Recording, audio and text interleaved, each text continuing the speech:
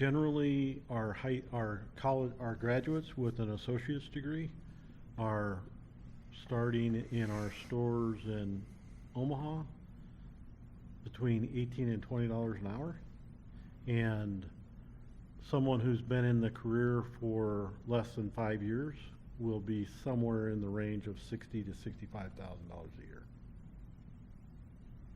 That's a pretty average. The demand currently and in the future far outweighs the supply currently and in the future. And, we realize we have to pay competitively, right? And, you show me too many high school kids making $15 an hour, with flexible schedules. It just goes to show you. And then, of course, full-time, significantly more potential.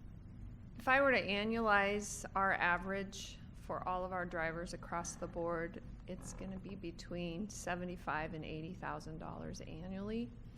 Right now, currently, our base is $23.57 an hour, but I also like to talk about our activity-based compensation, which is pretty unique in the driving industry. And the really cool thing about that is it's not based on the amount of hours and overtime that you're working. There's many factors that go into it, but you have the ability with your efficiency and how well you complete your routes to give yourself an hourly increase. The one thing that a lot of people who aren't in the industry may not realize is how drivers in particular get paid kind of depends on what part of the industry they're in. If they are in a long haul over the road type of job, their pay is largely based on miles. If they're in local jobs, they're largely based on hourly. So there are variances from company to company, job type to job type, that somebody should bear in mind when they're examining this for themselves.